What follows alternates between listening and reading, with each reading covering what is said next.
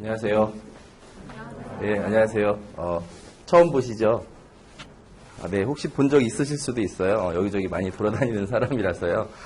방금 소개해 주신 대로요. 저는 이제 유선용이라고 하고요.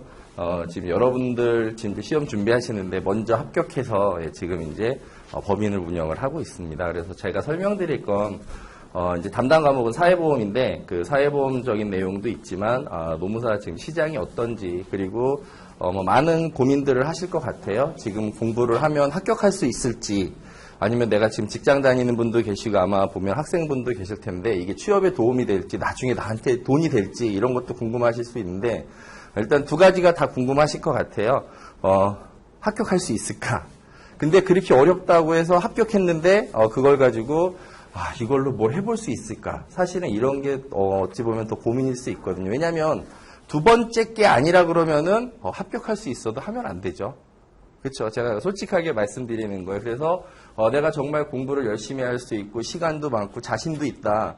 근데 돼봐야 뭐 별 볼 일 없다. 그러면 안 하셔야죠. 그렇죠. 그게 별로 의미 있는 일이 아니죠. 근데 이제 그런 부분에 대해서 혹시 궁금하신 거 있으시면 뭐 조금 있다가도 시간이 있겠지만 제가 생각하는 전반적인 얘기를 좀 해드리고 사회보험법 얘기 또 간단히 해볼게요.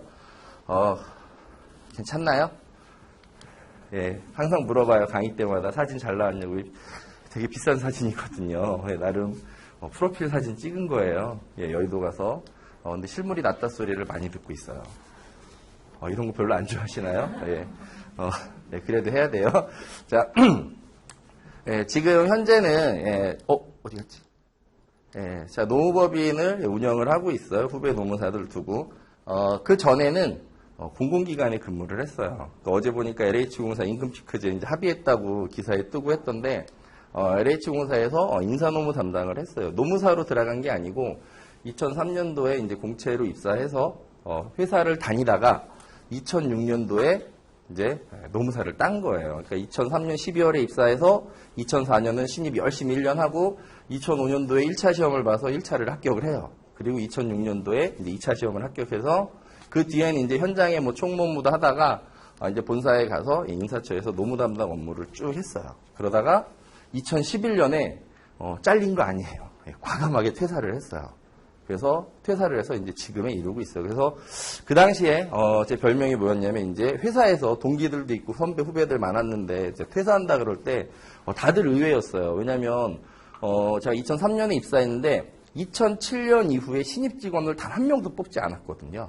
그러니까 그만큼 LH공사 들어오기가 쉬운 회사가 아니었어요. 제가 입사할 때도 마찬가지였고요. 그리고 회사에서 그렇게 못 나가지 않았어요. 학교는 뭐 썩 좋은 학교 아니었다고 생각하는데 그래도 저는 이제 자부심이 있어요. 학교 나온 거에 대해서. 근데, 나름 이제 그런 뭐 출신별로 이런 게 있어요. 공공기관에도. 뭐 그런 어떤, 좋은 학교 출신들 아니지만, 그냥 여러 가지 열심히 하니까 선배들이 잘 봐줬어요. 그래서 인사처에서도 뭐 이사님들도 다 좋아하고, 이렇게 있으면 대부분 아마 우리 회사 다니시는 분들 아실 거예요. 내가 우리 동기 좀 규모가 있는 회사면 동기 중에 승진을 빨리 할 수 있을지, 늦게 할지, 이거를 대부분 알게 돼 있어요. 만약에 이걸 모르면 이미 나는 조직에서 약간 좀 아웃사이더예요. 나중에 한번 회사 다녀보시는 분 아실 거예요. 그러니까 그런 느낌상 괜찮았는데 과감하게 퇴사를 했어요. 다들 걱정을 했습니다. 저희 뭐 가족부터 뭐 집사람, 장모님 뭐 머리 싸매고 누우시고 우리 어머님 뭐 큰일 난다고 이 좋은 회사를 그냥 발벗고 나온다고 이래서 많이 고민을 했고요. 저도 사실은 고민을 했었습니다. 근데 40전에 새로운 일을 한번 해보자. 이런 정말 막연한 생각을 가지고 이제 시작을 했어요. 근데 결론적으로는 예전보다는 훨씬 좋아졌어요. 그래서 선배나 후배들 지금도 제가 이 공공기관 일을 많이 하거든요. 그럼 가면 꼭 물어봐요. 저한테. 뭘 물어보냐? 어떠냐고. 뭐가 어떠냐는 거예요. 회사 다닐 때보다 지금이 어떠냐? 돈 잘 버냐? 이거를 4년 지금 한 5년이 됐는데 볼 때마다 물어봐요. 그래서 왜 이 사람들이 나를 이렇게 걱정하는지 좀 이해를 잘 못하겠어요. 그래서 이렇게 열받아서 차를 바꿨어요. 이제 안 물어봐요, 잘. 그래, 잘 되지? 이렇게 얘기를 해요. 근데 이런 부분들이 왜냐하면 되게 고민을 많이 했던 게 뭐냐면 되게 안정적인 직장이었습니다. 그리고 아들놈 둘이나 있어요. 근데 퇴사를 하고 지금 이제 일을 시작을 했고요. 아마 우리 노무사님도 뒤에 김영호 노무사님도 계시지만 어렵다는 얘기를 되게 많이 할 거예요. 노무사뿐만이 아니고 변호사도 로스쿨 출신들 많아져서 어렵고 세무사에서 다 어려우세요. 그리고 거기다가 로스쿨 출신 변호사가 나와서 뭐 그런 관계된 직역들 뭐 침해를 하니 어쩌니 막 이런 거 되게 많이 일어나고 있습니다. 근데 회사로 돌아와 보면 회사에서도 똑같다는 거죠. 밖에서도 똑같고 안에서도 똑같고 그러니까 어디나 이런 경쟁이라든지 이런 게 없는 곳은 없어요. 그리고 80년대 후반, 90년대 초반에는 자격증만 있으면 먹고 살던 시대가 있었습니다. 그러니까 변호사, 그러니까 사법시험만 통과하면 인생이 바뀌던 시절이 있어요. 근데 지금은 어떤 변호사를 따건 사실을 패스하건 뭐 로스쿨을 졸업해서 변시 합격하건 그것만 가지고 보장되는 시대는 이미 2000년도에 넘어오면서 다 지나갔습니다.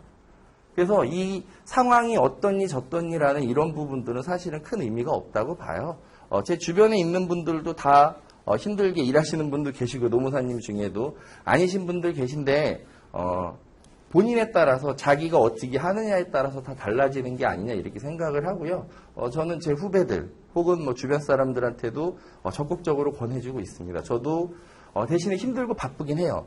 잠 잘 못 자고 남들 놀 때 잘 못 놀고 저는 열심히 벌고 집사람은 열심히 쓰고 이런 구조긴 한데 그래도 괜찮아요. 행복해요. 그러니까 뭐냐면 그래서 혹시나 내가 이게 합격됐을 때 나한테 도움이 될까? 이렇게 한 2년 정도가 투입될 수도 있는데 이게 나한테 나중에 돈이 될까? 이런 생각을 하시는 분이 계신다면은 그거는 제가 말씀드릴 수 있어요. 본인이 하기 나름인 거지 이 자격증 하나로 뭘 결정하는 일은 아닙니다. 근데 자격증을 가지고 계시면 제가 회사에 있을 때도 마찬가지였습니다. 2003년에 입사해서 이걸 준비한다 그럴 때 많은 사람들이 그랬어요. 그러니까 어차피 철밥통 끌어안았는데 왜 힘들게 공부는 하고 네가 그러면 진짜 퇴사할 거냐. 전 처음부터 퇴사할 생각은 별로 없었어요. 공부를 하고 강의를 하다 보니까 이제 이게 내 적성에 맞는 것 같다라고 해서 이제 좀 결단을 내렸던 건데 그때 이제 생각하는 건 뭐냐면 자격증이라는 게 내 삶에 있으면 선택의 폭이 지금보다는 넓어진다는 거죠. 내가 할 수 있을 그 가능성이 더 많아지는 거기 때문에 그리고 그게 솔직히 좀 허접한 거면은 별로 권해드리고 싶진 않아요. 근데 지금 우리가 IT 강국이고 되게 많은 사회가 변해가고 혹시 금융 쪽 근무하시는 분 계시면 은행이라든지 증권사 업무가 예전과 달라지는 그런 추세예요. 왜? 기계가 대체하는 일들이 많아졌거든요. 인터넷 뱅킹하고 스마트폰으로 다 주식 거래하기 때문에 그런 어떤 변화되는 것들이 있어요. 근데 사람과 관련되는 일은 사람이 있는 한 이게 시스템만으로 혹은 그런 프로그램만으로 되지 않는 그런 부분에 관한 일을 우리가 하고 있는 거거든요. 그래서 그런 부분에 있어서는 좀 괜찮지 않느냐 그렇게 생각을 하고 앞으로도 열심히 이제 일을 하고 있는데 그래서 그런 부분을 좀 하나를 말씀을 드리고 싶어요. 그래서 이양하실 거면 의심은 별로 하실 필요는 없어요. 그리고 이것 왜 그 말 듣고 그때 유선영 노무사님이 하라 그래서 열심히 했는데 왜 합격하고 저 아무것도 안 됐어요. 그럼 저를 찾아오시면 저희 법인에서 그분을 채용을 할게요. 괜찮아요? 왜냐하면 와서 정말 한번 쓴맛을 같이 보시면 돼요. 저랑 같이. 그러니까 본인이 하기 나름인 거지 자격증이 모든 걸 갖다 주는 시대는 이미 변호사도 마찬가지입니다. 저희 동기 노무사들도 로스쿨 가서 몇 년 동안 공부하고 변호사 따고 지금 변호사 개업하고 했거든요. 그러면 노무사로서 변호사까지 같이 가지고 있으면 정말 노동사건은 내가 다 놓치겠지 이랬는데 똑같아요. 그냥 예전에 노무사 할 때는 지금이나 달라진 게 없어요. 그냥 괜히 딴 것만 더 물어봐 회사에서. 또 변호사도 있다며. 이런 어떤 그런 상황이기 때문에 그러니까 자격증 하나로 하는 게 아니라 어차피 본인의 어떤 노력이라든지 그런 어떤 타겟팅이 있어야 되는 거고요. 그거는 정상적인 활동을 할 수 있는 사람이면 본인의 의지만 있으면 뭐 충분히 가능하다 이런 거를 좀 하나 말씀드리고 싶습니다. 뭐 자세한 거는 궁금한 건 이따 한 번 더 물어보시고요. 사회보험법을 좀 말씀드릴게요. 제가 강의를 시작한 건 2006년부터 이제 노동법하고 사회보험법 강의를 쭉 시작을 해서 지금 경력으로는 9년 정도가 됐어요. 그러니까 제가 직장인일 때 공부를 했었기 때문에 직장인으로서 공부하는 분들이랑 거의 공부를 했었어요. 노무사 강의도 마찬가지고 이제 해서 저는 이제 주로 이제 2차 노동법을 좀 많이 했었어요. 이제 논술형 노동법을 많이 했었는데 그때도 이제 직장인 분들이랑 좀 공감하는 부분이 많겠죠. 아무래도 왜냐하면 제가 이미 한번 해봤으니까 똑같은 루틴. 학업과 혹은 뭐 공부, 그 직장 생활과 공부를 병행해야 되는 거를 해봤기 때문에 그런 좀 공감을 가져서 아마 우리 저랑 공부하시게 되면 지금 같이 공부 외적인 것도 볼 수 있지 않을까라는 생각이 있고요. 사회보험법 같은 경우에는 좀 특이한 과목이에요. 이게 전통적으로 노동법 그 안에서 들어있다가 2010년부터 이렇게 사회보험법이 한 파트로 분리가 됐어요. 그러니까 예전에는 노동법에서 이렇게 다 포함돼서 나왔던 내용들이 지금은 한 영역으로 분류가 된 거예요. 왜냐하면 2010년도에 이게 처음 시작되는데 2011년도에 4대 보험이요. 건강보험공단으로 통합징수가 돼요. 그러니까 징수에 있어서 그러니까 복지정책이 하나로 모인 거예요. 그러니까 급여는 우리가 반대급부는 다 각 기관별로 하지만 그 징수, 보험료를 걷는 거는 건강보험으로 이제 통합이 됐어요. 그러면서 이 고용하고 산재보험은 기존의 노무사들의 주 영역이기도 했고 노동법에서 같이 포함되는 내용이에요. 지금도 영역으로 분류하자면. 근데 건강보험이나 국민연금 같은 경우에는 사회보장기본법도 마찬가지고요. 노무사 업무에 없었던 내용이에요. 근데 2011년도부터 통합징수가 되다 보니까 노무사가 반드시 알아야 되는 일이에요. 왜? 회사의 노무관리에 저게 계속 필요한 내용이거든요. 그래서 시험이 별도의 과목으로 나눠져 있어요. 그러다 보니까 조금 정체성이 없어요. 그리고 내용이 일반적인 법학이랑 약간 달라요. 왜냐하면 고용보험, 산재보험은 그냥 법학에 있었으니까 상관없는데 국민연금이나 건강보험, 사회보장기본법은요. 이 법학적인 영역이 아니라 이 사회학, 그러니까 정책 쪽의 내용이에요. 그러니까 법 조문 자체가 우리가 생각하는 일반 민법이나 노동법하고는 약간 구조가 달라요. 뭐가 다르냐면 우리가 그 노동법에는 이런 게 있어요. 그 차별금지 조항으로 해서 예를 들면 성별이나 국적, 신앙, 사회적 신분을 이유로 차별하지 마라 이런 내용이 있어요. 그러면 노동법에서는 뭐를 되게 잘 보냐면 성별이 남녀 차별하지 말라는 건지 요즘 얘기하는 트랜스젠더는 차별해도 되나? 국적이면 외국인 차별하지 말라는 건지 불법 체류자는 그럼 차별해도 되는지 아니면 이중국적, 무국적 이런 사람들도 국적 차별에 들어가나? 도대체 사회적 신분은 뭐야? 이런 거에 대해서 연구하는 거예요. 영역이 어디까지 들어가는지.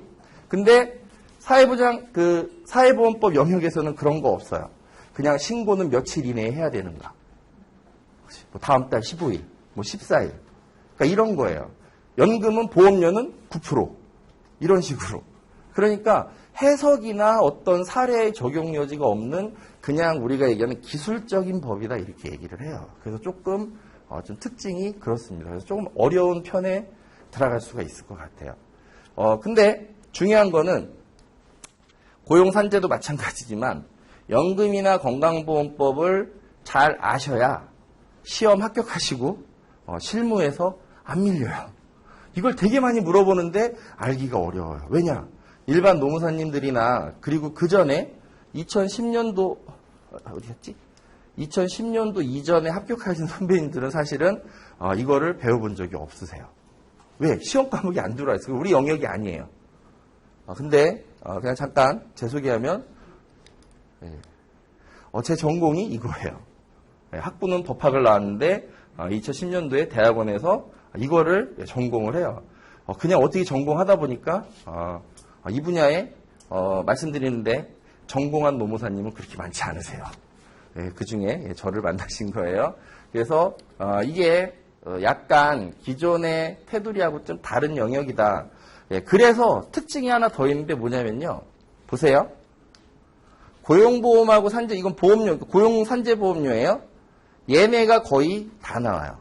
그리고 어려운데 건강보험하고 연금이 지금까지 출제된 거예요. 2문제씩밖에 안 나와요. 25문제에서. 왜 그러는지 이유는 뭐 여러 가지가 있겠지만 제가 개인적으로 추측하건데 건강보험이나 국민연금은요. 사실 정책 쪽이라 그랬잖아요. 사회학 쪽의 영역이다 보니까 법학 교수님들이 문제 출제에 들어가신다고 보면 노동법 교수님이 저쪽 영역을 잘 알기 어려우세요. 그래서 아마 법대 교수님이 들어가서 이쪽을 출제를 많이 안 하시는 게 아닌가. 그래서 정말 특이한 건 이거 41밖에 안 돼요. 법조문이 사회보장법. 근데 여기서 4문제씩 나와요. 이것도 상당히 좀 특이한 일이에요. 이게 비중이 꼭 이걸 지키는 건 아니라고 생각하고 싶지만 시험을 6번 치는 동안에 계속 그 패턴을 그대로 유지해 주고 있어요. 아마 이거는 똑같이 그렇게 진행되지 않을까라는 생각이고요. 시험 유형은 보면은 되게 단순한 문제들을 출제합니다. 그러니까 날짜는 며칠인지 이런 숫자에 관한 문제를 내고 다른 법이랑 똑같아요. 이게 할 수 있단지 해야 한단지 의무사항인지 재량사항인지 이게 법인의 이사가 포함되는지 빠지는지 이런 단순한 오류 찾는 문제부터 시작해서 각 설명을 하는 조금 디테일한 부분이 들어가는 게 있는데 그런 부분까지도 이제 터치를 하고요. 이때는 되게 쉬웠어요. 그 다음부터는 점점 난이도가 어려워졌고요. 올해 제 개인적인 생각에 가장 난이도가 높았던 시험이에요. 왜냐하면 우리가 이제 시험 보시면은 어려운 시험이랑 쉬운 시험 어떻게 구분하냐면요. 쉬운 시험은 대부분 이래요. 오지선다에서 다음 중 옳지 않은 것은 설명해서 그러면 대충 한 3개는 다 그럴듯하고 둘 중에 하나를 고르는 게 일반적인데 어려운 시험은 다음 중 옳은 것은이 15문제가 넘게 나왔어요. 이번 시험에. 근데 처음부터 알고 있었어요. 사회보험법은 어려울 것이다. 왜냐하면 내년에도 미리 말씀드리는데 예언하는데 사회보험법은 어려울 겁니다. 왜냐면요. 지금 1차 시험 합격생이 너무 많아요. 그러니까 우리가 한 4,000명 정도가 시험을 1차에 보면 그중에 800명에서 1,200명 선을 합격을 시킵니다. 그래서 작년도에 또 합격한 1,000명 있을 거잖아요. 그래서 2,000명 정도가 2,000에서 2,200명 정도가 2차 시험을 봐요. 그게 시험 정책이 그런 거예요. 그래서 그중에 10% 정도가 합격을 해요. 모든 2차 시험이 대체로 10대 1을 넘기지 않습니다. 왜냐하면 10대 1이 넘어가면 제가 이제 학부 때는 행정고시를 준비했는데 행정고시는 올해 120명 선발이 목표면 딱 5배수만 1차에 합격시켜요. 600등으로 끊어요. 점수가 아니라. 그래서 작년에 떨어진 유예생들이랑 1,000명이 10대 1을 만들어줘요. 그러니까 이제 이게 왜냐하면 10대 1이 넘어가면 채점 관리가 어려워요. 다 이게 주관식 채점이잖아요. 그렇게 되면은 이 변별력 주는 거나 이런 게 쉽지 않기 때문에 정책적으로 10대 1 수준을 유지하는 게 일반적이에요. 왜냐하면 시험장 확보하는 거나 이런 것도 관리가 어렵기 때문에. 근데 최근에 2014년도하고 2015년도에 두 번 다 문제가 어려웠는데요. 합격생이 1,000명을 훨씬 넘었어요. 문제가 어려웠는데. 그러니까 수준이 좀 높아졌다고 볼 수 있죠. 왜냐하면 컷 40, 60이면 다 합격이거든요. 등수의 컷이 아니라 점수를 컷하기 때문에. 그래서 2015년에도 마찬가지로 1,000명이 넘는 사람이 합격을 했어요. 사실은 쉬웠고 어려웠고 쉬웠고 어려웠고 이랬어요. 뭐냐면 한 번은 800명이 합격했을 때가 있었어요. 그때 시험이 좀 어려웠어요. 1차 시험이. 그러니까 다음 해에는 1차 합격을 많이 시켜야 되는 거예요. 사회보험이 되게 쉽게 나왔어요. 그 다음에 이제 어렵게 나올 차례였잖아요. 그리고 그 다음에 그때도 너무 많아서 계속 지금 좀 어렵게 나오는 추세예요. 왜냐하면 우리가 경영학도 있고 경제학 선택 과목도 있고 민법, 노동법이 있는데 선택 과목에서는 난이도를 주기가 어렵습니다. 서로 이 변별력이 어려우니까 민법을 어렵게 하면은 절반 이상이 꽈락입니다. 네, 민법 저도 법대 나왔죠. 민법을 어렵게 하면 노동법 어렵게 하기가 쉽지 않아요. 왜냐하면 판례나 그런 해석이 어느 정도 이제 정형화가 돼 있어요. 지금 뭐 20년 넘게 시험이 오면서 사회보험은 아직 그런 게 정리화가 돼 있지 않아요. 그리고 어렵게 내려면 정말 시행령, 시행규칙 들어가면 보험료징수법 이런 거 가면요. 책 보고도 못 푸는 문제가 나올 수도 있어요. 그러다 보니까 난이도 조절에 가장 제가 그래도 지금 10년 넘게 이 수험가에 있어 본 결과 난이도 조정이 그나마 가능한 거예요. 그래서 합격생을 줄이고 늘리고 할 수 있는 거. 그래서 2013년, 14년, 15년 다 나름 어렵게 나왔습니다. 그래서 앞으로도 조금 어렵게 나오지 않을까라는 생각이 있는데 너무 걱정은 안 하셔도 돼요. 그거에 대비한 만큼만 공부합니다. 100점으로 합격하실 필요는 없으세요. 그래서 사회보험법 같은 경우는 목표 점수가 70점입니다. 70점 맞으시면 합격하는데 아무 지장 없어요. 그리고 지금 합격하신 분들 다 그렇게 했어요. 그걸 못 맞으셔서 떨어지신 분이 계시긴 한데 안타깝게 어쨌든 나름 난이도가 좀 있게 나올 거기 때문에 아마 우리 인터넷 카페 같은 데 가보시면 뭐 사회보험은 뭐 시험 한 달 전에 이렇게 보면 돼요. 100% 까락 맞습니다, 걔네들. 왜냐면 그렇게 단순하지 않아요. 지금 옛날처럼 그렇지 않기 때문에 우리가 좀 잘 보셔야 되고, 요거는 지금까지 출제됐던 이런 유형들이에요. 근데 다양한 분야에 출제가 됐고, 아까 사회보장기본법이 가장 조금 깊이 있게 나오고 있는데, 작년 빼고는 그나마 제일 좀 쉬운 학문이었어요. 이게 파트가. 근데 이제 이런 내용들이 쭉 출제가 될 거고, 특징도 지금 말씀드린 그런 내용들이에요. 근데 지금은 그냥 단순한 OX의 지문형 문제가 아니라 조금 설명하는 문제들이 늘어나고 있기 때문에 내용 이해가 좀 필요하다. 사실은 작년, 재작년까지만 해도 난이도가 높다 하더라도요. 그냥 단순 암기가 중요했어요. 그래서 제가 주로 강의 때 진행했던 건 이 암기를 하려면 이게 뭔지 알아야 기억이 오래 갈 거잖아요. 그래서 그거에 치중된 설명을 좀 많이 해드렸고요. 이제 그러니까 올해 시험 때부터는 이 내용 설명에 OX 진형을 묻는 게 나올 것이다. 이래서 이제 그런 부분으로 설명을 좀 많이 해드렸는데, 그걸 생각했던 것보다 조금 난이도가 어려운 면이 아니었나 이렇게 이제 좀 생각은 하고 있습니다. 그래서 그런 정도로 좀 봐주시면 될 것 같고요. 겁드리는 게 아니라 난이도는 생각보다 사회보험법은 높지 않을까라는 생각이고, 하지만 어쨌든 내용은요, 아직까지 법조문에 있는 내용들을 충실히 이해하는지를 묻는 수준에서 계속 요구를 하고 있습니다. 이게 법이랑 시행령, 시행규칙의 이런 3단 체계를 가지고 있는데, 대한민국의 모든 법령이 시행령까지는 괜찮아요. 그러니까 시행규칙까지 내려가서 출제가 되기 시작하면 이거 쉽지가 않아요. 근데 다행히 그렇게 깊게 내려가진 않고 있어요. 그래서 법 내에서 좀 출제를 하고 있는 그런 유형이다 이렇게 보시면 될 것 같고요. 뭐 여러 가지 내용들이 있는데 단순하게 한두 달 남겨놓고 암기를 통해서 이거를 극복하겠다라고 하면은 사실 쉽지가 않고요. 그리고 나서 합격하면 기본적인 내용이 좀 어느 정도 있는 상태에서 합격하셔야지. 그러면 어차피 나중에 뭐 공부는 다시 하셔야 되겠지만, 그러면 현업에 와서 엄청나게 힘들어하세요. 왜? 후배들을 봤잖아요. 제가 같이 근무하는 후배들을 봤잖아요. 사회보험법 강사니까 물어봐요. 내가 사장님이라고 생각하고 물어볼게. 이러면 대부분 그게 지금 무슨 내용인지 잘 이해하기 어려워요. 노무사님들도 현업에서. 그래서 이 부분은 내가 물론 시험 통과가 제일 중요하지만 기본적인 내용이 이해되지 않으면 사실 암기라는 게 어렵고요. 그런 부분들을 좀 잘 정리했을 때 이게 가능하다라는 부분을 좀 말씀을 드리고, 교재도 마찬가지로 그렇게 준비를 하고 강의도 진행을 합니다. 뭐 이건 이제 참고로 기출문제들을 좀 몇 개 해봤는데 시간이 좀 많이 가서 나중에 한번 자료를 통해서 보시는 걸로 하고요. 자, 저는 학원에서 민법 강의하고 있는 이동건이라고 합니다. 저는 뭐 이거는 준비 안 하고 저로 칠판에 적고 뭐 이런 스타일입니다. 2000년도부터 제가 민법 강의를 했으니까 민법 강의한 지는 한 15년 됐고, 노무사 강의는 여기 출범할 때부터 강의를 했습니다. 그러니까 한 8년 정도 됐을까요? 그런 식입니다.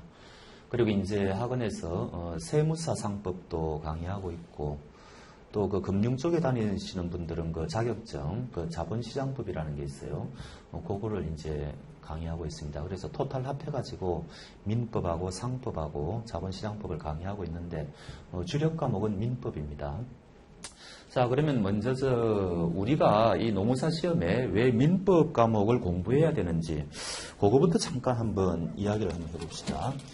이 대부분의 이제 시험 과목에 민법이 굉장히 많이 포함되어 있거든요.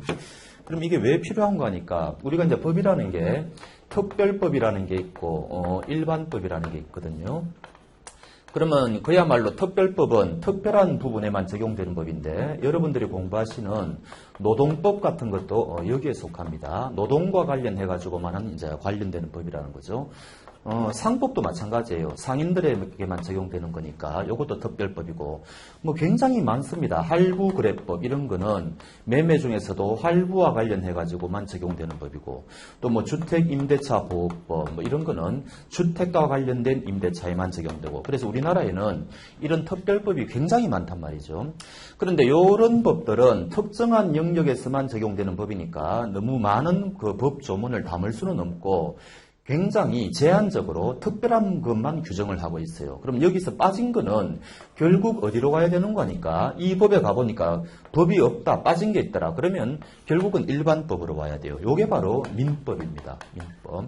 그래서 결국은 여러분들이 노동법에 대해서 1차적으로 전문가가 되셔야 되겠지만 노동법만 갖고는 안 된다는 이야기예요. 그러니까 노동법은 무조건 알아야 되고 민법도 부차적으로 여러분들이 아셔야 되는 거예요. 쉽게 말하면은 나중에 노무 일을 할 때 고객들하고 의뢰해가지고 계약을 맺을 거 아닙니까?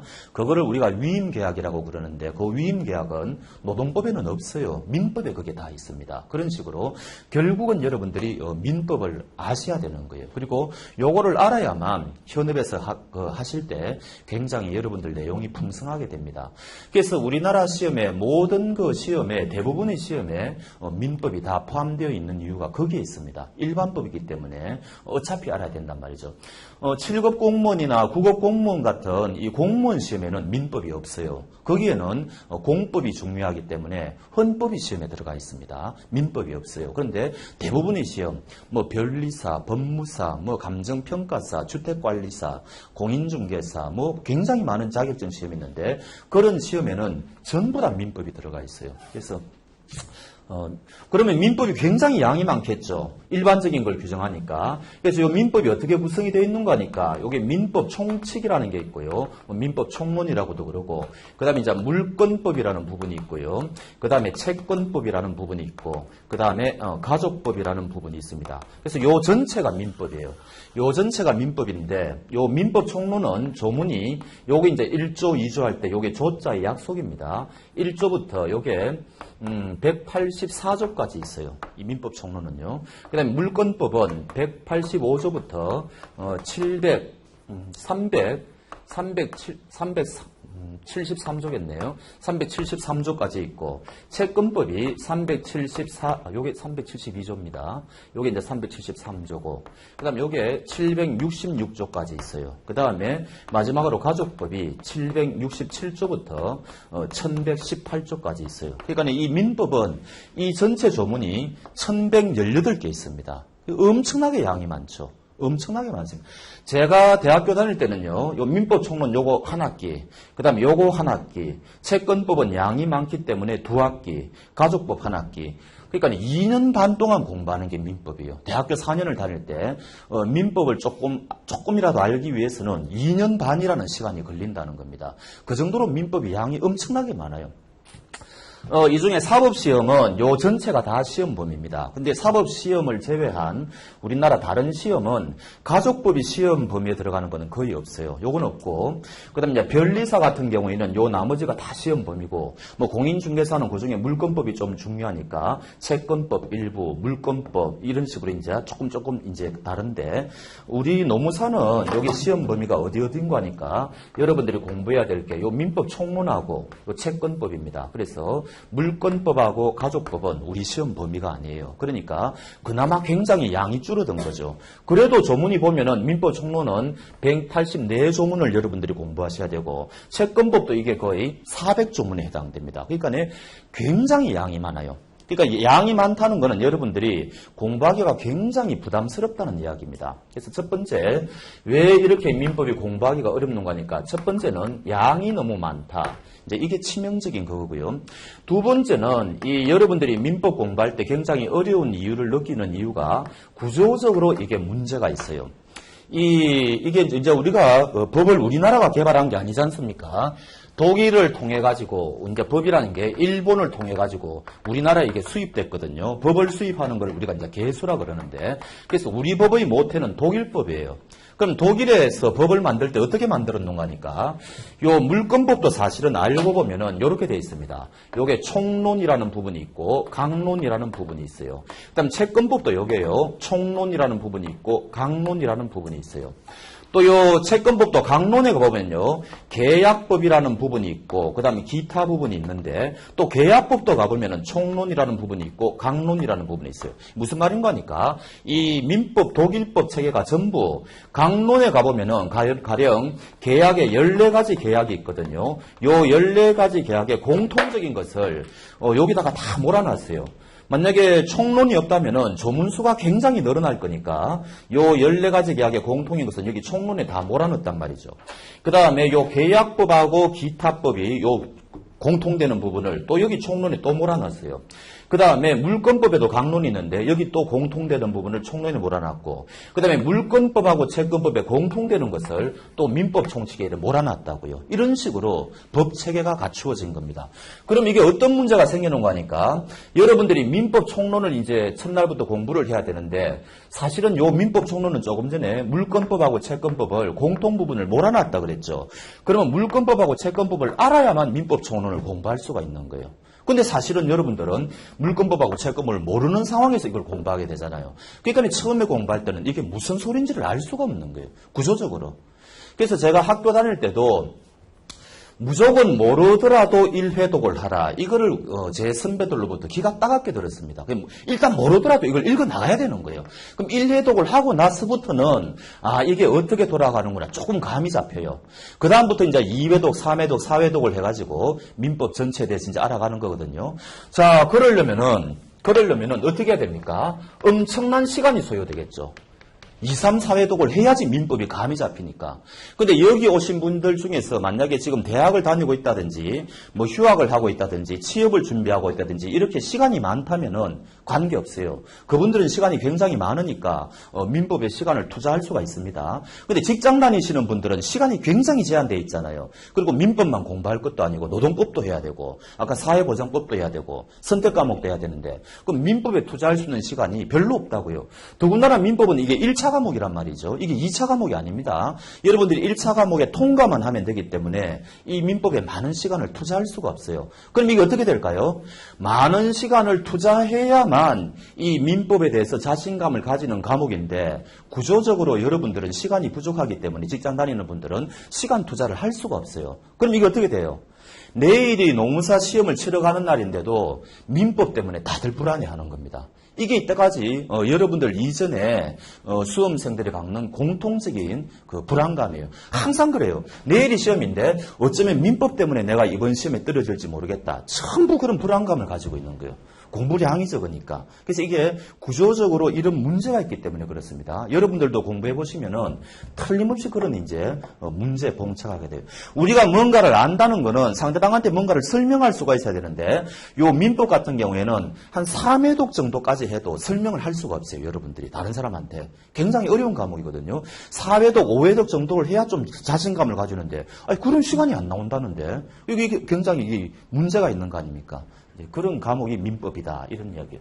굉장히 겁을 많이 먹었죠, 이제. 어쩔 수가 없습니다. 그래서 사법시험 같은 경우에도 2차 과목에 민법이 있거든요. 7과목이 있는데 민법을 정복하면은 사법시험의 반을 공부한 거다. 이런 말이 있어요. 그 정도로 민법이 양이 많고 굉장히 어려운 과목이에요. 그래서 어쩔 수가 없습니다. 앞으로도 여러분들도 똑같은 문제에 봉착할 것이고요. 그 다음에 또 하나 우리를 곤혹스럽게 하는 게 문제가 25문제밖에 안 나와요. 보통 이게 만약에 다른 시험은 변리사라든지 다른 시험은 전부 40문제 나오거든요. 그러면 이게 한 문제당 2.5점이니까 한 문제 틀리더라도 별로 뭐 상처가 크지 않는데 우리는 이게 25문제 나오니까 한 문제 틀리면 4점이 날아갑니다. 그러니까 한 문제 중요성이 굉장히 커요. 근데 지금 우리는 조금 전에 물권법은 시험 범위가 아니라 그랬죠. 가족법은 시험 범위가 아니라 그랬죠. 그러면 이제 민법 총칙하고 채권법인데 달랑 25문제밖에 안 나요. 굉장히 범위는 넓은데. 근데 보통 민법 총론은요, 12문제가 나와요. 금년에도 그렇게 나왔습니다. 그 다음에 채권법은 보통 13문제가 나와요. 요 언저리에서 맴돕니다. 자, 그런데 문제는 채권 총론 같은 경우에도 이게 이제 7장으로 1장부터 7장까지 구성이 되어 있는데 각 장에서 한 문제밖에 안 나와요. 각 장에서. 그러니까 7문제 나온다는 이야기죠. 근데 각 장마다 논점이 굉장히 많거든요. 내용이 굉장히 많습니다. 그 중에서 한 문제 나오니까 도대체 어디에서 나올지 예측이 안 돼요, 도대체. 그러니까 문제 수도 작고, 그러니까 한 문제 틀리면은 굉장히 데미지도 크고, 범위는 너무너무 넓고, 이런 식으로 민법 공부하는 데서 굉장히 어려움을. 여러분들은 노동법은 2차 과목이기 때문에 공부하지 말라고 해도 할 수밖에 없습니다. 노동법은 열심히 하게 됐는데, 민법은 시간이 부족해가지고 열심히 못해요. 그러면 계속 이제 불안감이 시달린다는 이야기죠. 공통적인 이야기입니다. 그 다음에 또 하나 이제, 문제가 뭔가 하니까 굉장히 학설 대립이 심합니다. 이 교수님들마다 견해 차이가 굉장히 심한 과목이에요. 학설이 굉장히 많고요.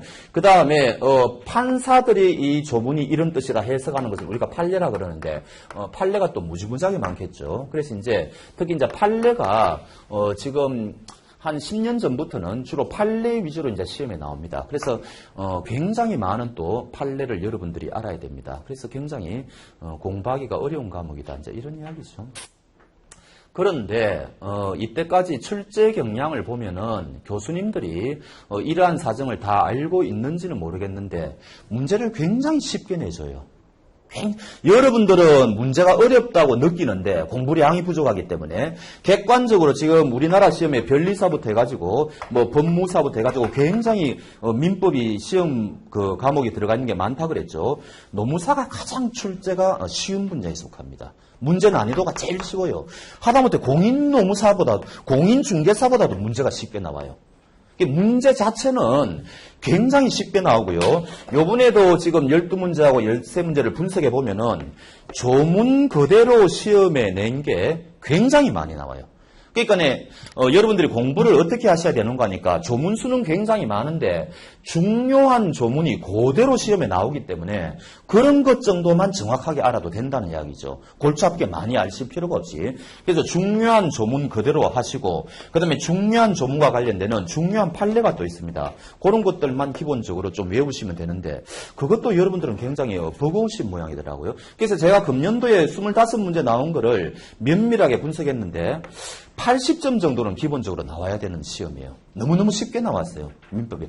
그렇게 쉽게 나와도 변별력이 있다는 이야기죠. 그래서 가장 기본적인 조문, 기본적인 판례를 모르면은 풀 수 없는 문제가 요번에 4문제밖에 안 나왔어요. 그래서 판례가 굉장히 강조는 되는데 우리 출제위원들은 그래도 아직은 조문 위주로 시험에 내고 또 이렇지 않습니까? 다음 중 옳지 않은 것은 옳은 것을 냈을 때 1번부터 5번까지 지문이 있는데 3번은 요거는 굉장히 중요 조문인데 요거는 내가 아는 그거다 해가지고 요거를 답으로 맞출 수 있는 그런 문제도 굉장히 많이 출제가 되었어요. 그래서 공부하기 힘든 과목이면은 틀림없는데 여러분들보다 먼저 공부하신 분들도 다 합격을 했었고 여러분들도 마찬가지입니다. 그래서 너무 겁을 먹으실 필요는 없고 조문이 중요한 조문, 그 다음에 중요한 판례 그거는 여기서 여러분들이 강의를 듣던 다른 학원에 가던 강사가 어떤 게 중요 조문인지 어떤 게 중요 판례인지는 다 알고 있으니까 여러분들이 그걸 체크해 놓으면은 나중에 이제 그것만 좀 반복해서 보면 되는 거죠. 그런 식으로 밖에는 공부할 방법이 없습니다.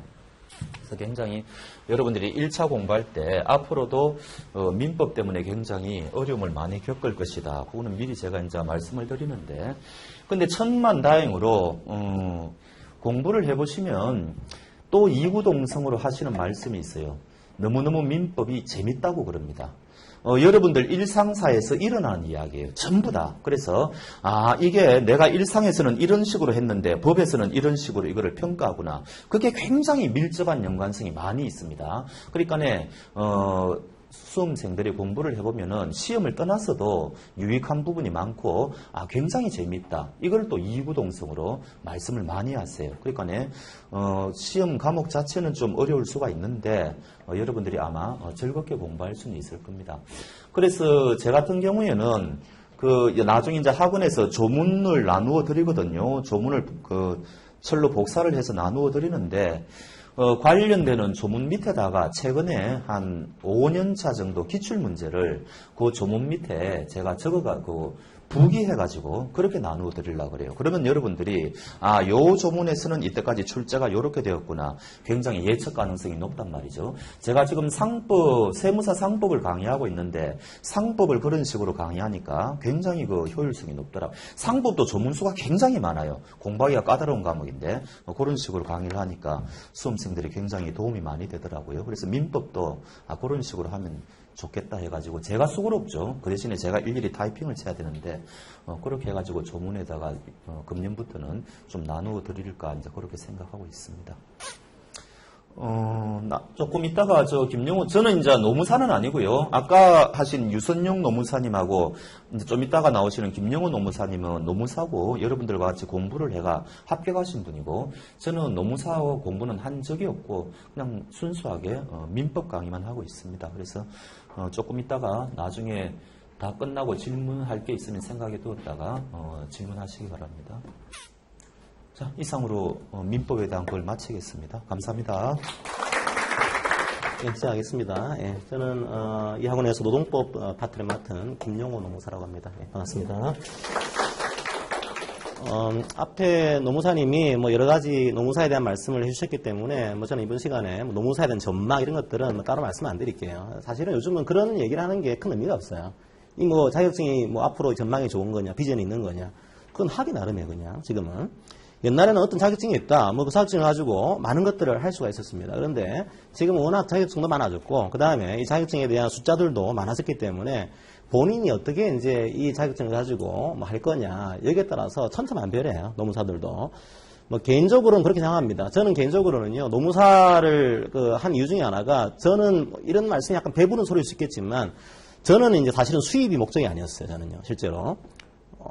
저는 원래의 노무사 공부를 하게 된 이유 중에 하나가 직장 생활에 대한 자괴감 때문에 저는 공부를 했습니다. 실제로.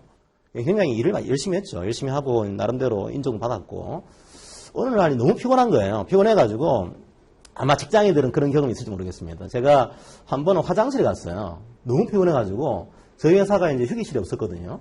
화장실에 딱 앉아가지고 잠이 들었어요. 제가. 깨보니까 1시간이 지난 겁니다. 1시간. 딱 드는 생각이, 야, 내가 지금 여기서 뭐 하고 있지? 이런 생각이 들더라고요, 이게. 대학 나와가지고, 나름대로 행복한 삶을 꿈꾸면서 이렇게 직장에 들어왔는데, 1시간 동안 화장실에서 내가 잠을 자고 있다. 이거 아닌 행복한 삶인 거냐? 이런 자기감이 들면서, 개인적으로는, 직장 생활보다는 좀 자유로운 직업들, 그런 것들을 좀 찾고 싶었어요. 그래서, 제 경력 자체가 인사팀도 좀 있어봤고, 교육팀도 좀 있었고, 또 노동조합 활동도 좀 했습니다. 나름대로 관련이 있었기 때문에 인사팀과 노조로 다 경험한 흔치 않은 경력을 가지고 있죠. 그죠? 그래서 이양 경력도 가지고 있고 그쪽에 관심도 가지고 있고 또 한편으로는 또 자유직업도 가지고 싶고 이런 또 바람이 있어가지고 제가 준비를 좀 시작을 하게 됐습니다. 아마 준비하는 기간에 대한 관심도 많을 거예요. 준비하는 기간. 개인적으로 제 개인의 경험을 말씀드리면은 저는 2년 걸렸어요. 2년. 어떻게 했냐면은 저는 1년 정도 공부해서 1차 합격을 하고요. 1년 더 공부해서 2차 합격을 했습니다. 자, 그러면은 아주 쉽게 생각해보면은 2년 만에 그러면 이 자격증을 딸 수가 있는 거냐? 예, 가능할 수는 있습니다. 그런데 또 사람마다 자기가 가지고 있는 백그라운드가 다를 수가 있는 거죠. 제 개인적으로는 이미 노무사 시험을 준비하기 전에 인사에 대한 기본적인 지식을 가지고 있었어요. 그 다음에 노조 활동도 했기 때문에 노동조합법에 대한 기본적인 지식을 좀 가지고 있었습니다. 그러니까 순수한 공부 기간은 2년이지만 어떤 측면에서는 한 3년 걸린 걸로 보셔야겠죠. 기본적인 백그라운드도 감안해서 따지고 보면은 한 3년 정도 걸려가지고 자격증을 땄다 이렇게 이해하시면 될 것 같고요. 가장 이상적인 케이스는 제가 생각해도 2년이 2년. 1년 정도 이제 1차 합격하고 특히나 직장인들은 그 다음에 1년 더 공부해서 2차 합격을 하고 이게 가장 이상적인 케이스이긴 한데 요즘 이제 문제가 조금 어려워지긴 했습니다. 그래서 조금 더 잡으시면 한 3년 정도 잡고 공부를 하는 방향으로 사람이 데드라인이 없으면은 굉장히 나태해질 수가 있습니다. 한 데드라인을 2년 내지 한 3년 잡고 한번 공부하신다 이런 생각으로 이제 공부 기간들을 잡으시면 될 것 같습니다. 저는 이제 아까 말씀하셨던 유선영 노무사와 좀 다르게 저는 개인 노무사 사무소를 가지고 있습니다. 말씀드린 대로 저는 자유를 수종하기 때문에 법인을 만들어서 후배를 책임지고 이런 마음이 없었어요. 저는 그냥 개인적으로 자유롭게 일을 하고 싶다 이런 목적이어서 아직까지는 자유롭게 개인 노무사로서 지금 활동을 하고 있고요. 아마 뭐 기간이 좀 지나면은 법인을 만들어서 하게 될 수 있겠지만 아직까지는 뭐 자유가 좋습니다. 오해하시면 안 돼요. 개인 노무사들이 굉장히 이렇게 조금 법인에 비해서 없어 보이지만은 개인 노무사를 하고 있다는 얘기는요, 실력이 있다는 얘기예요. 실력이 있으니까 혼자 하고 있는 거죠, 이게. 물론 법인 하는 분들이 실력이 없다는 얘기가 아니고. 자, 그래서 개인적으로는 뭐 그런 목적으로 노무사 자격을 준비를 했습니다. 제가 이런 말씀을 왜 드리는가 하면, 시험은 힘들어요. 쉽지 않은 시험이 없습니다, 이게. 쉬운 시험이 없어요. 자, 그러다 보니까 여러분들이 제가 당담하건대 한 공부를 시작하시고 한 석 달, 넉 달 지나게 되면은 갑자기 고민을 하세요. 이 시험이 과연 나한테 맞는 걸까? 노무사? 내가 볼 땐 비전이 없는 것 같아.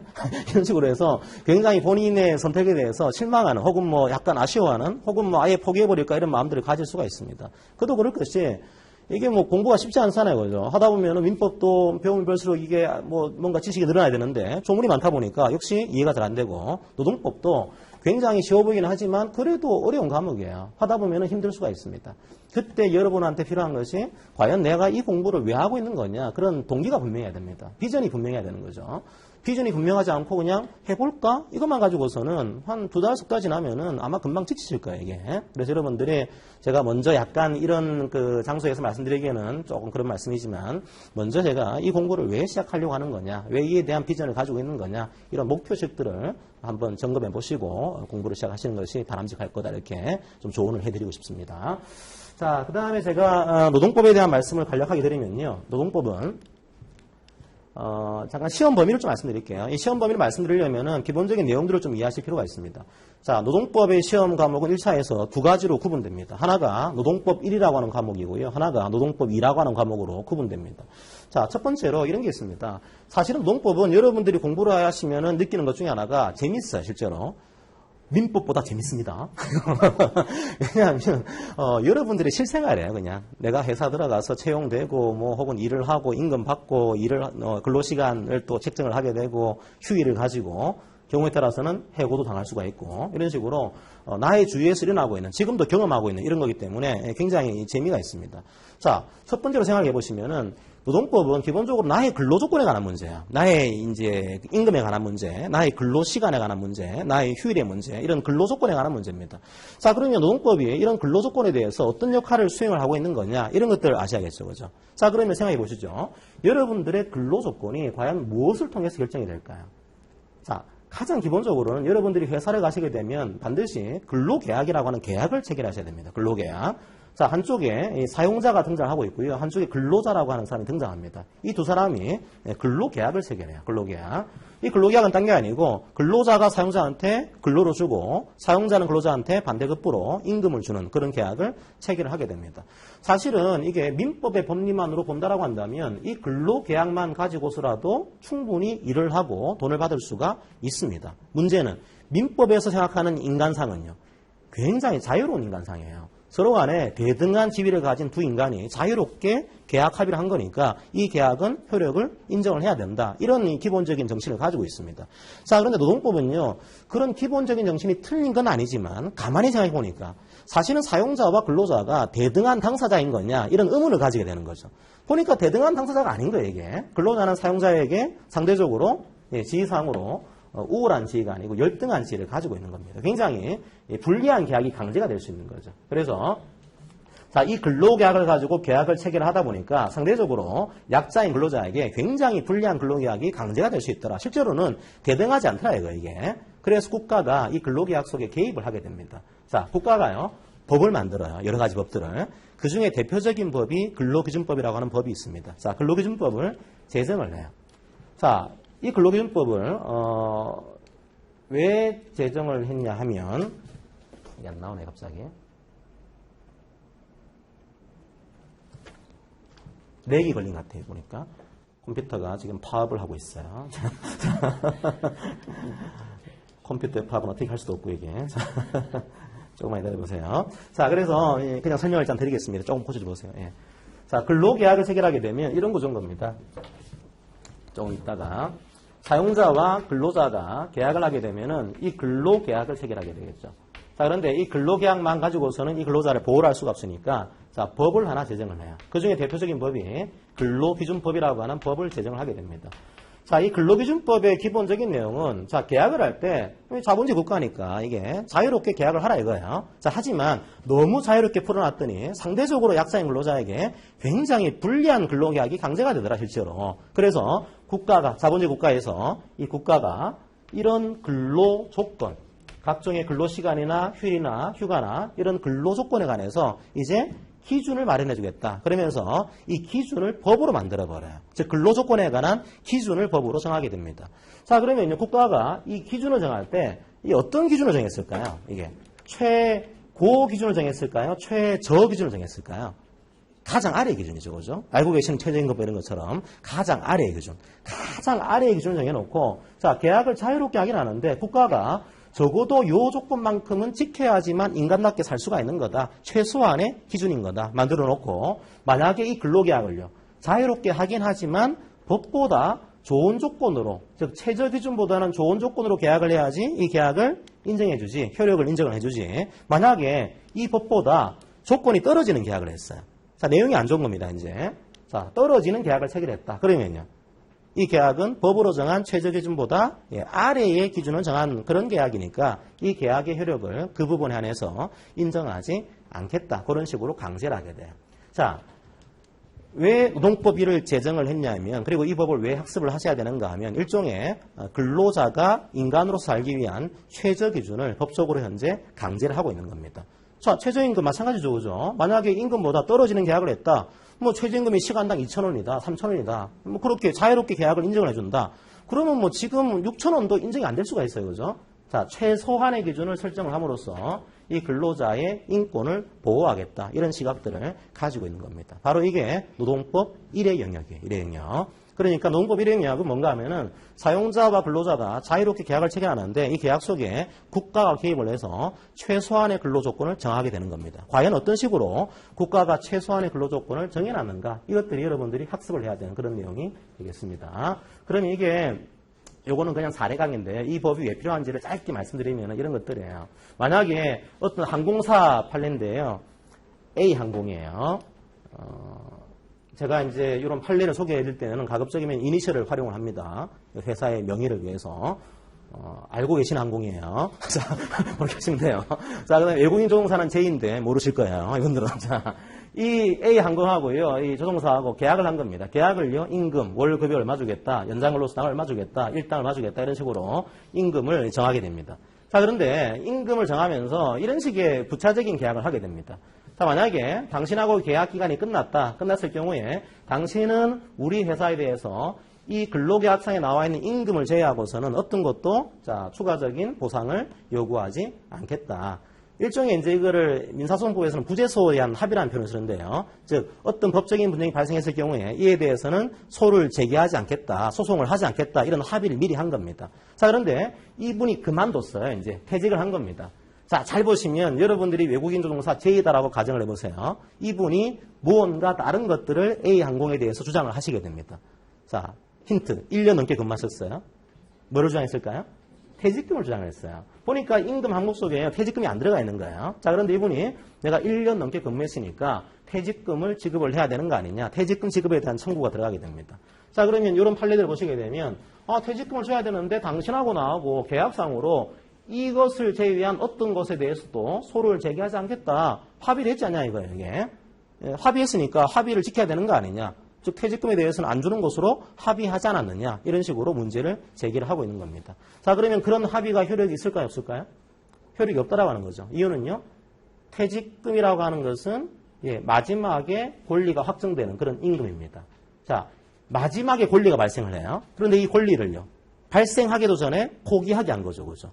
법으로 정한 최저 기준보다 못한 합의를 한 겁니다. 그 못한 합의는요. 효력이 없다라고 하는 거죠. 그죠? 이게 바로 이제 노동법이 현장에서 움직이는 그런 모습들입니다. 이게 판례는 그런 모습들을 보기 위해서 저희들이 학습을 하는 거죠. 자, 그래서 이런 것들 보시게 되면 퇴직금은 결국은 끝에 발생하는 건데, 자, 끝에 발생하는 이 권리가 발생하기도 전에 포기하게 했다? 그리고 거기에 대해서 합의를 했다? 과연 그 합의를 인정할 수 있겠는가? 자, 거기에 대해서 그 합의는, 자, 법으로 정한 기준에 미달하기 때문에, 떨어지기 때문에, 위반되기 때문에 그 합의를 인정할 수는 없다. 따라서 퇴직금은 최저 기준이기 때문에 지급을 해라. 이런 식으로 판례 법리가 등장을 하게 됩니다. 자, 그러면 이런 식으로 최저 기준을 정하고 있는 법들이 굉장히 여러 가지가 있습니다. 그 여러 가지 내용들을 요약해서 말씀드리면 이런 것들이 있어요. 대표적으로 근로기준법. 자, 각종의 여러분들이 경험하고 있는 각종의 근로조건들이 다 들어가 있는 그런 법 중에 하나입니다. 자, 그런데 우리의 근로조건이요. 근로기준법에만 나오고 있는 건 아닙니다. 다른 법에서도 근로조건이 등장을 해요.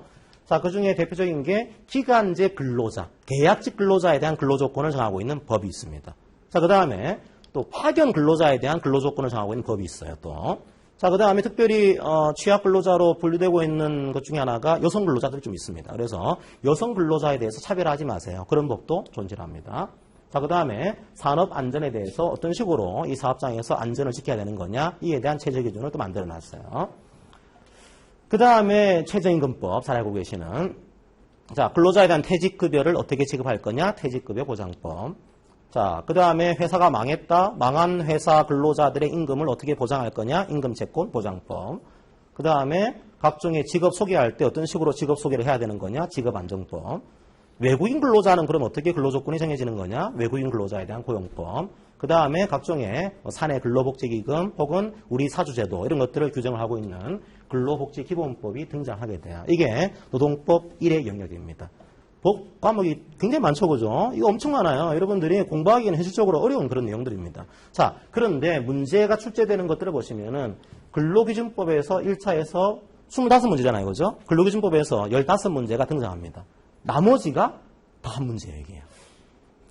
그러니까 굉장히 이게 웃기죠. 이 근로기준법이 거의 주된 법인데 나머지 것들은 굉장히 잔잔한 법들이에요. 그런데 한 문제는 반드시 나와요, 이게 또. 공부를 안 할 수가 없어요. 여러분들이 이런 것들을 공부하실 때는 한번 전략적으로 한번 구분하실 필요가 있습니다. 자, 이런 법 과목들이 또 2차로 이어집니다. 문제는 이 법 중에서 2차 과목에도 들어가는 법이 있고 그렇지 않은 법이 있어요. 자, 2차 과목에 함께 들어가는 법이 어떤 법일까요? 네가 표시를 해놨죠, 그죠? 이제. 자, 표시를 해놨어요. 앞에 빨갛게 표시해둔 이 4가지가 2차에 동시에 등장하는 그런 내용들입니다.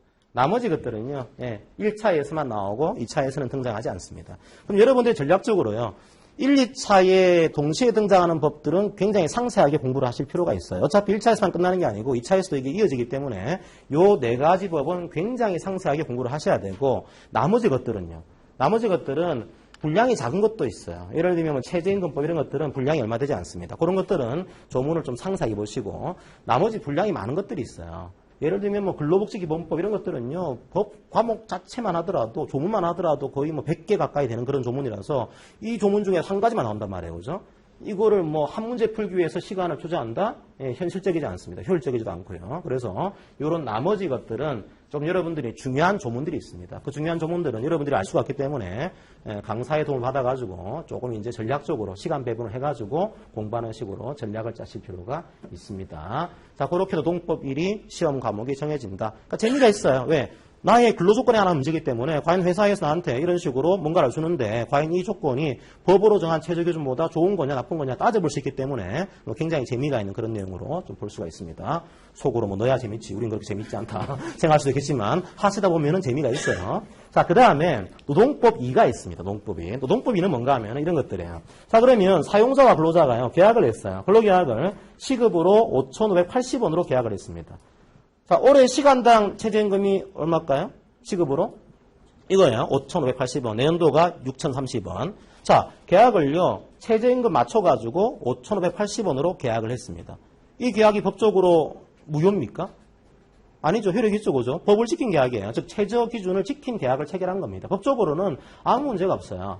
자, 그런데 문제는 이 근로자가 볼 때 아무리 법적으로는 이 계약이 효력이 있다고 하더라도 이 돈 가지고서는 도저히 안 되지 않냐 이거예요. 내가 지금 4인 가족을 먹여 살려야 되는데 시급에 5,580원이다. 그러면 기껏해 한 달 월급 해봤자 116만 원 가까이 나옵니다. 이걸 가지고 우리 4인 가족이 먹고 살 수 있냐? 불가능하다 이거예요. 그래서 여기 있는 근로자들이 이제 뭉치게 돼요. 다 모이게 됩니다. 모여가지고 야 이걸 가지고 우리가 도저히 이 근로 계약을 가지고서는 먹고 살기가 힘들다 이거예요. 뭉치게 돼요. 자 그럼 여기서 질문. 근로자들이 자기의 근로조건을 좀 올리기 위해서 뭉친 단체가 있습니다. 이 단체가 뭘까요? 이 단체가 노조예요. 노조. 노동조합을 만들게 돼요. 노동조합. 자 그럼 노동조합을 만든 이유가 뭘까요? 노조를 만든 목적? 이 근로계약이 낮으니까 그죠? 이 계약보다 더 좋은 근로조건을 좀 쟁취를 하고 싶다. 이게 노조의 목적이에요. 근데 문제는 더 좋은 근로조건을 쟁취를 하려면 내가 이미 계약을 체결했잖아요. 그죠? 그러면 이 계약을 무력화시켜야 돼요. 계약을 했기 때문에 계약대로 주면 사용자는 법을 지킨 겁니다. 그죠? 자, 따라서 이 근로계약보다 훨씬 더 좋은 또 다른 계약을 체결을 해야 돼요. 자, 그래서 이 노조라고 하는 이 단체가 사용자를 상대로 우리 근로계약 말고 또 다른 계약을 하나 더 체결합시다. 또 다른 계약을 요구하게 돼요. 협상을 요구를 하게 됩니다. 그 협상이 뭘까요? 그 협상이 단체 교섭 혹은 단체 협상이라는 얘기를 합니다. 단체 교섭의 목적은요. 또 다른 계약을 체결하기 위해서요. 근데 문제가 노조가 체결한 또 다른 계약의 이름이 있습니다. 그 이름이 뭘까요? 노조가 체결한 계약 이름. 단체, 그죠? 개인이 체결한 근로계약이 아니고 단체가 체결한 계약, 단체 협약이 등장하게 돼요. 그래서 노조가 사용자하고요, 또 다른 계약을 요구해서 시급 8,000원으로 우리 노동조합은 지급한다라고 해서 단체 협약을 체결하게 됩니다. 문제가 생기는 거죠. 왜요? 계약이 충돌하고 있어요. 그죠? 단체 협약에서는 8,000원 주기로 했는데 이미 체결한 근로계약에서는 5,580원만 지급하는 것으로 계약이 되어 있습니다. 계약이 충돌하고 있어요. 그러면 사용자는요, 단체 협약에 따라서 8,000원 줘야 될까요? 5,580원을 지급을 해야 될까요? 이게 바로 계약의 우위가 등장하게 돼요. 자, 단체 협약이 근로계약에 비해서 효력이 셉니다. 법이라고 한다면 이게 상위법의 위치를 차지하게 돼요. 그래서 이렇게 하게 되면 적어도 이 조합원에 대해서는 단체 협약이 효력을 가지게 되는 8,000원 지급해야 되는 그런 구조가 만들어지는 겁니다. 자, 그리고 노조는요 또 하나의 힘을 가지고 있어요. 단체 협약을 사용자가 체결하기를 꺼려합니다. 원하지 않아요. 그럼 노조가 가지고 있는 또 하나의 힘이 있습니다. 뭐가 있을까요? 협상이 결렬되면은 우리가 이제 우리도 집단적으로 근로계약상으로 제공해야 되는 근로급부 의무를 집단적으로 거부하겠다. 일을 하지 않습니다. 자, 그걸 바로 저희들이 파업이라는 표현을 쓰죠. 쟁의 행위를 할 수가 있어요. 자, 그래서 노동법 2의 영역은 어떤 영역인가 하면 개인 근로자와 개인 사용자가 계약을 할 때 국가가 만들어준 최저기준이 뭐냐 이걸 얘기하는 게 아니고 국가가 만들어준 최저기준 위에서 우리끼리 나의 근로조건을 자유롭게 만들어가는 것, 이 과정을 국가가 도와주겠다, 보호해주겠다 이런 내용들이 담겨져 있습니다. 자, 이게요 단순하게 이렇게 할 수 있다가 아니고 우리나라에서는 강력한 기본권으로 이 권리를 보호를 하고 있어요. 자, 노조를 만들 수 있는 권리 뭐가 있을까요?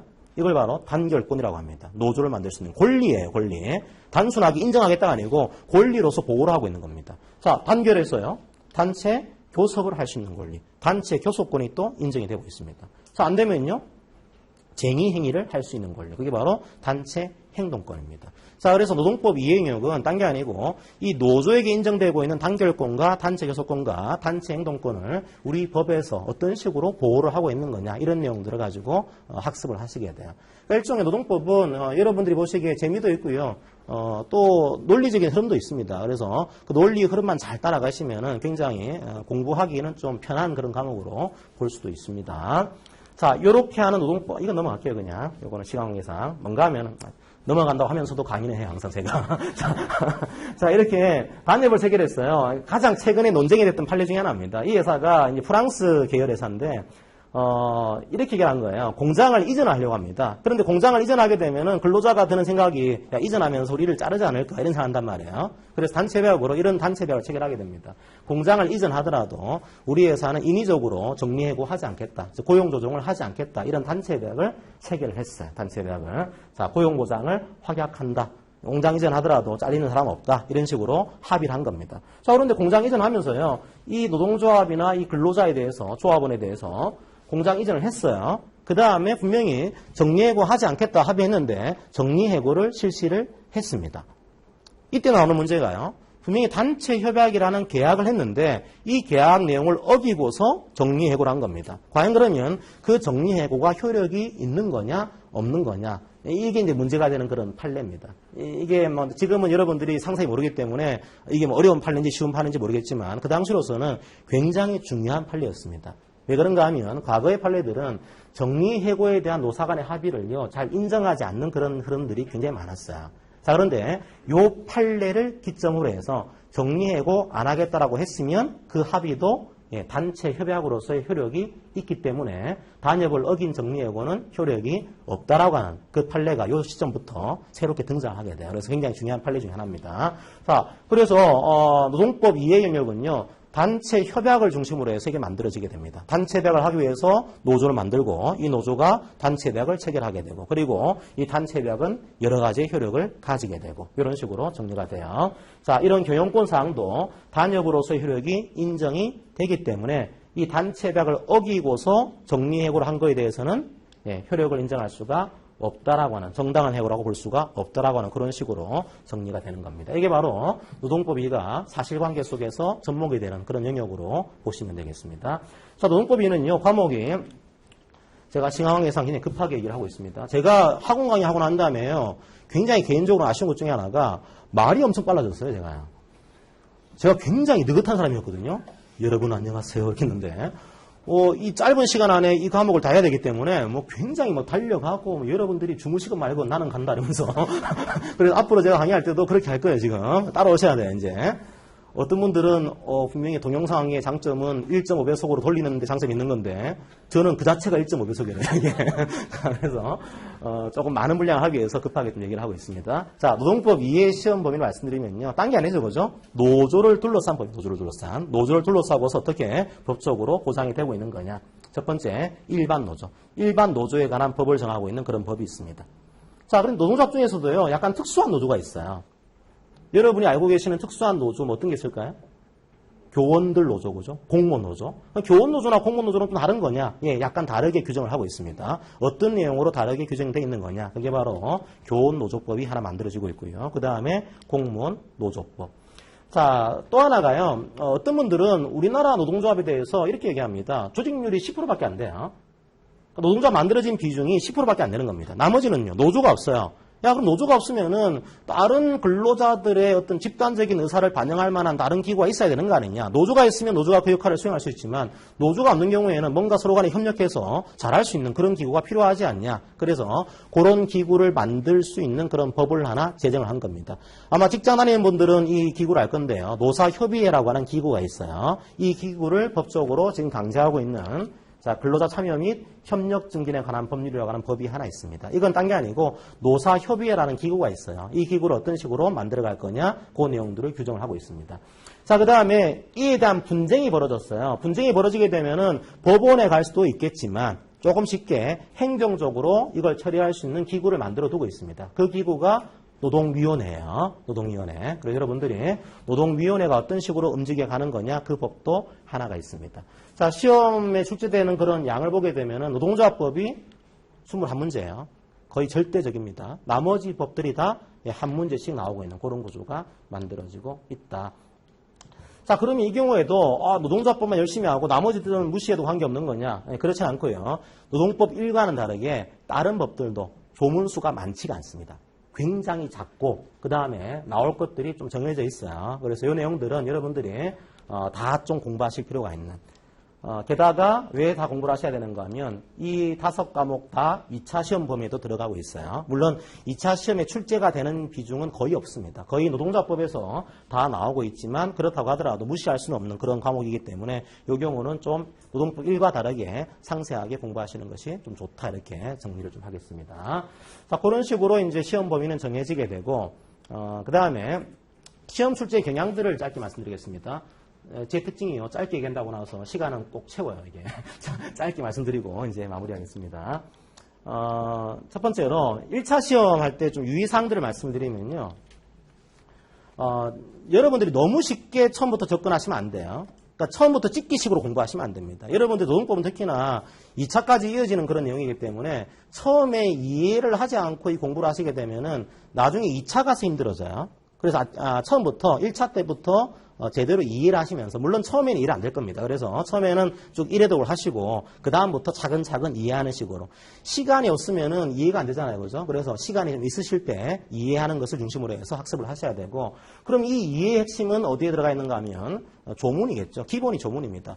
나중에 2차를 칠 때도 이런 친구들이 있어요. 2차를 보게 되면은 뭔가 이런 것들에 대한 것들을 뭐 설명해라, 혹은 이에 대한 사실관계를 뭐 이제 풀어라, 이런 식의, 혹은 논증해라, 이런 식의 문제가 나오는데, 조문을 적지 않고 2차 시험을 푸는 친구들이 있습니다. 조문이 기본인데요. 사실 어떤 문제가 있을 경우에 이 문제를 어떤 식으로 법조문에 접목을 시켜가지고 해결할 거냐, 이게 기본인데 조문을 얘기하지 않고 엉뚱한 학설만 쓰다가 나오는 친구들이 있어요.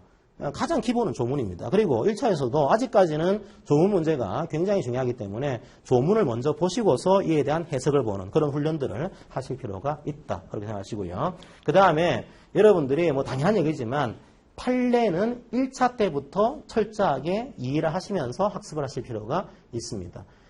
판례는 1차에만 끝나는 게 아니고요. 2차에서는 판례를 모르면 아예 문제를 쓸 수가 없어요, 이제.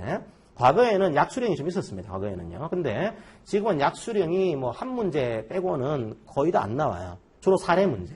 쭉 사실관계를 나열을 해놓고 나서 이걸 풀어라, 이런 식이기 때문에 판례의 사실관계와 판례 요지를 알지 못하면은 아예 문제를 풀 수가 없는 그런 구조가 나오기 때문에 판례 이해는 1차에서도 당연히 필요하지만 2차까지 가시기 위해서는 1차 때부터 아주 차근차근 판례들을 학습을 좀 하셔야 된다, 그렇게 이해하실 필요가 있습니다. 자, 그 다음에 여러분들이 동사를 준비하는 분들이 계세요. 근데 그런 분들도 내년도 이제 한 4월달, 5월달 되면요, 당연히 문제풀이 하셔야 됩니다, 이제. 아무리 2차를 준비한다고 하더라도 문제풀이하고 이제 객관식 문제하고요, 2차하고는 내용이 다릅니다, 이게. 문제풀이도 하지 않고 갑자기 1차를 들어갔다. 상당히 위험한 그런 내용이 될 수가 있어요. 동사를 준비하더라도 막판에는 문제풀이에 올인할 수 있는 그런 구조가 좀 만들어질 필요가 있다, 이렇게 정리하실 필요가 있습니다. 판례가 왜 중요한지 제가 잠깐 소개를 해드릴게요. 판례가 왜 중요한지. 요건 좀 넘어가고요. 요게 이제 2차 올해 판례 문제였습니다. 올해 판례 문제.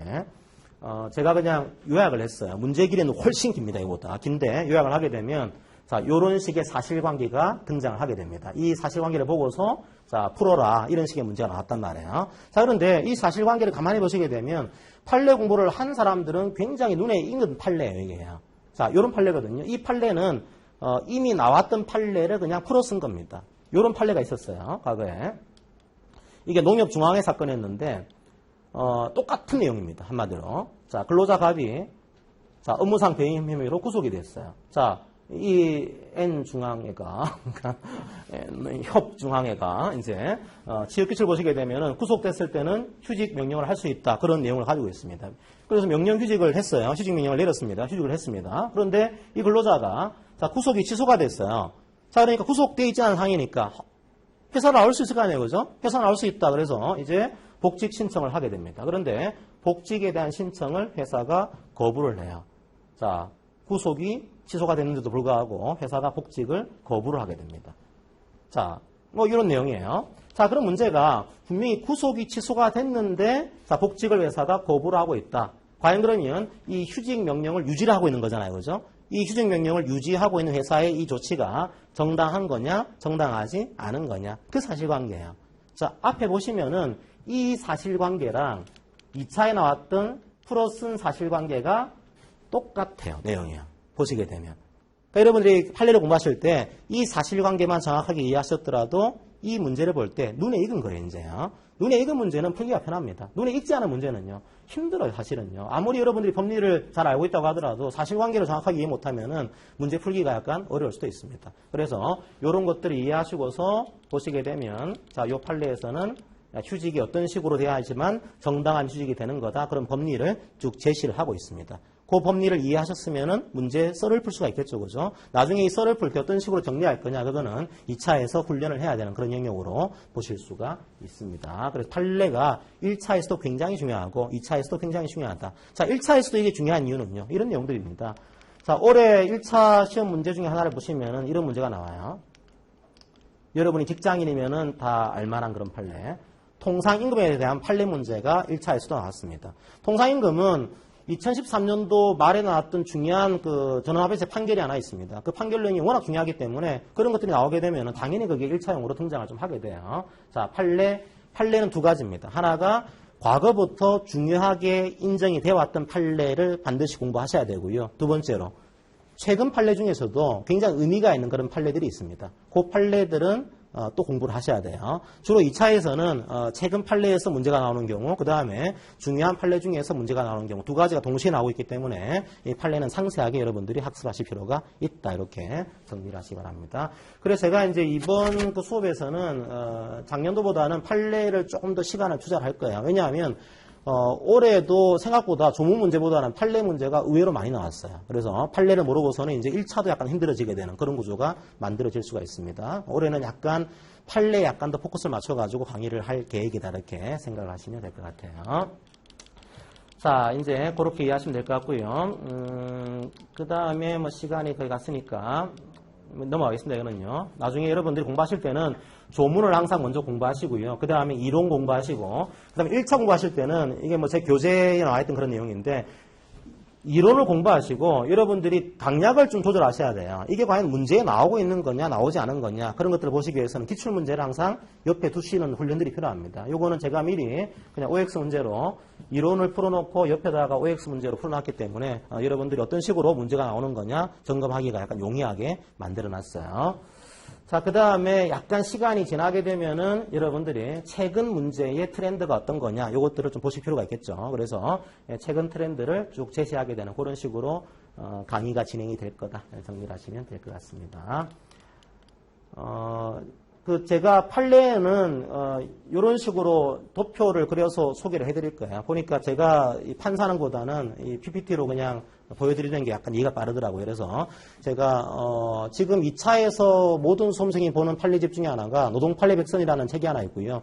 로스쿨 노동법 해설이라는 책이 있습니다. 그 책에 나와 있는 거의 전 판례들을 도외화 시켜놨어요. 그래서 이 판례만 보시더라도 2차 가실 때 상당히 쉽게 가실 수 있도록 좀 도움을 드리고자 한다. 이렇게 정리하시면 되겠습니다.